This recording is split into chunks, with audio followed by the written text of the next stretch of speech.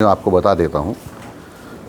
हमने सबसे पहले तो ये कहा कि जो विद्यालय में अध्यापक किसी धार्मिक कार्य को लेकर गायब हो जाते हैं, जैसे कि बेरू जी की पूजा करने के नाम पर जा रहा हूँ, बालाजी की पूजा करने के नाम पर जा रहा हूँ, नमाज़ पढ़ने के नाम पर मैं घर जा रहा हूँ, और कोई टोकता नहीं था। इसलिए नहीं टोकता था कि ये कोई नाराज़ होंगे, भाई तुम पूजा पाठ करने में भी, नमाज़ पढ़ने में भी टोकते हो। तो उस पर हमने पाबंदी लगाई है कि कोई भी स्कूल समय में स्कूल नहीं छोड़ेगा, केवल शैक्षिक कार्य ही कराएगा। एक तो ये किया है। दूसरा, हमने कहा कि जो 100 अंकों का जो हमारा प्रश्न पत्र होता है, उसमें 20 नंबर हमारे जो सत्रांक के होते हैं वो शिक्षक देते हैं। वो शिक्षक अपने हिसाब से देते हैं। जिसमें हमने देखा कि अभी तक का जो मैंने देखा है, जितना देखा है, 18, 19, 20 इतना तक अंक देते हैं, यानी सर्वाधिक अंक देते हैं। इधर 80 में से 13 नंबर आते हैं तो बच्चे पास हो जाते हैं। तो हमने शिक्षकों को कहा कि ये कोई परीक्षा परिणाम अच्छा नहीं है कि आप इसको भी आप 100% कर दो। तो हमने कहा कि सत्रांक तो आप चाहे जो दो, लेकिन जितना प्रतिशत आपने सत्रांक दिया है उसका आधा प्रतिशत, यानी आपने 20 में से 20 दे दिया तो इधर 80 बचे, उसमें से 40 नंबर लाना ज़रूरी है। नहीं तो छात्र को तो पास कर देंगे, लेकिन हम जो हमारे अध्यापक जी हैं उनको फेल कर देंगे। और इसके मारे भी उन सब लोगों ने सारे अपना आलस्य छोड़ करके और पढ़ाई में ध्यान लगाया है। उसका भी हमको बहुत बड़ा लाभ मिला है। हमने अध्यापकों को ये भी कहा कि जिस विषय को पढ़ाते हो आप, यानी जिस पाठ को पढ़ाने वाले हो, उसको आप घर पढ़ कर के आओ, ताकि आप विद्यार्थियों की शंका का समाधान ठीक तरह से कर पाओगे। उसका भी लाभ मिला है। और हमने समीक्षा ठीक ढंग से की, उसका भी लाभ मिला है। और आप जानती हो कि मोबाइल जो मैं मेरे शब्दों में कहूँ, गांव के शब्दों में, तो ये शत्रु है, कई कामों का शत्रु है। इसमें से शिक्षा का तो है ही, क्योंकि जब शिक्षक क्लास में जब मोबाइल ले जाता है तो कभी भी घंटी बज जाती है, और घंटी बजती है तो उठाता है तो जब पढ़ाई का तारतम्य टूट जाता है, बच्चों का भी टूट जाता है और शिक्षकों का भी टूट जाता है। और उसे अनावश्यक रूप से एक कालांश का अधिकांश समय मोबाइल सुनने या मोबाइल करने में चला जाता है। कुछ अध्यापक ऐसे भी थे जो मोबाइल में कुछ देखते ही रहते थे, पढ़ाते नहीं थे। तो हमने मोबाइल ले जाने पर कक्षा में पूर्णतः पाबंदी लगाई कि कोई भी शिक्षक अपनी कक्षा में जो पढ़ाते समय कोई भी मोबाइल नहीं ले जाएगा। उसके कारण भी बच्चों को जो पढ़ने का समय ज़्यादा मिला है, शिक्षक को पढ़ाने का समय ज़्यादा मिला है, उसका भी लाभ विद्यार्थियों को हुआ है।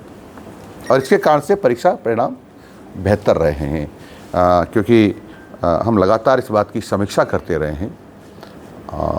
और अध्यापकों को भी जो मर्यादित भाषा में हमने उनको समझाया कि विद्यार्थियों के हित में जो होगा वही आप लोगों को करना चाहिए, और हम भी वही करेंगे, क्योंकि पहला काम हमारा छात्रों का हित है और सेकेंडरी है हमारा कर्मचारी अधिकारियों का हित।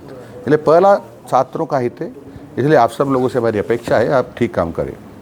दूसरा ये भी था कि शिक्षकों की 4, 5, 6 साल से लगातार ये मांग थी कि हमारा प्रमोशन करिए, लेकिन पूर्ववर्ती सरकार ने अधिकांश का कहूँगा कि प्रमोशन किए ही नहीं। और माननीय भजन लाल जी की सरकार आने के बाद जब मैंने ये मंत्रालय संभाला तो सबसे पहले बैठते मैंने मेरे अधिकारी को निर्देश दिए कि सबकी डीपीसी कीजिए। और उसके कारण लगभग मेरा अनुमान है 35,000 लोगों तक की डीपीसी हो गई और उनके प्रमोशन हो गए हैं। और कुछ दिनों में हम 21,000 के आसपास और शिक्षकों के प्रमोशन करने वाले हैं। उससे भी वो खुश थे, संतुष्ट थे, और इसलिए उन्होंने अपना पढ़ाई में मन लगाया, और उसका भी एक परिणाम है। थर्ड ग्रेड वाले भी आंदोलन हैं सर, जब तक इनकी ग्रेड 3 वाली डीपीसी नहीं होगी, आगे का बैकलॉग खाली नहीं होगा, तो नई वैकेंसी के लिए बहुत बड़ी चुनौती होगी। तो क्या इसकी स्ट्रेटजी तैयार की है कि क्या दोबारा बताएं? ग्रेड 3 के प्रमोशन को लेकर क्या प्लानिंग है? यदि हमने आपने मेरी बात सुनी नहीं। हमने कहा कुछ ही दिनों में हम 21,000 लोगों का और प्रमोशन करने वाले हैं। उसमें थर्ड ग्रेड के ही होंगे। तो बैकलॉग खाली होने के बाद नई नियुक्तियां और भी बढ़ाने का है क्या भाई? क्योंकि 21,000 तो बहुत। अरे हमारे लगभग 60-65,000 पाइपलाइन में हैं भर्तियाँ। और आपने एक बात आश्चर्य, हालांकि आज का विषय नहीं था लेकिन फिर भी बता रहा हूँ, रिट की परीक्षा हमने की है, जिसको शिक्षक पात्रता परीक्षा कहते हैं। अब की बार आपने देखा होगा, हर कुछ वर्षों के पहले देखते थे कि हल्ला गुल्ला होता था, या पेपर आउट हो गया, फलाना हो गया, डिकड़ा हो गया। अब की बार या तो जो परीक्षा दे रहा था उसको पता है, या जो हमारे परीक्षा लेने वालों को पता है, या परीक्षा देने वाले को परिवार को पता है। अदरवाइज़ किसी को पता नहीं चला कि शिक्षक पात्रता परीक्षा कब हो गई है। यानी ये हमारे प्रबंधन का एक अच्छा काम था, जिसके कारण से हम सफलतापूर्वक और रिट परीक्षा करा पाए।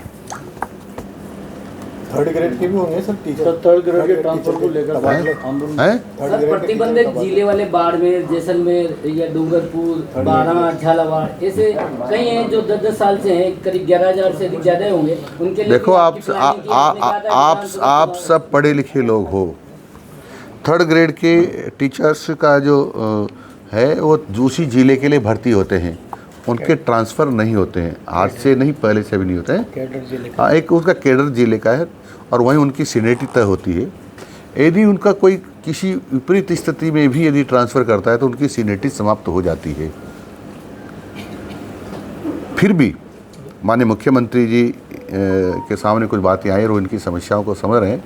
यदि ऐसा लगेगा और माननीय मुख्यमंत्री जी हमको निर्देश देते हैं तो हम करेंगे, परंतु उससे टीचर्स का नुकसान होने वाला है, क्योंकि उसकी सारी सीनियरिटी समाप्त हो जाएगी। इसलिए अधिकांश शिक्षक नहीं चाहते कि हम हमारी सीनियरिटी रोक करके हम ट्रांसफ़र कराएं। आपने पंचायत राज में ऐसा ट्रांसफ़र किए हैं, तो क्या इसमें भी उम्मीद रखेंगे? देखो सुनो, हमने पंचायत राज में भी ट्रांसफ़र किए, कहीं से कोई शिकायत नहीं आई है और इसी प्रकार से यहाँ भी कोई शिकायत नहीं आएगी, क्योंकि नियमों का उल्लंघन नहीं होगा।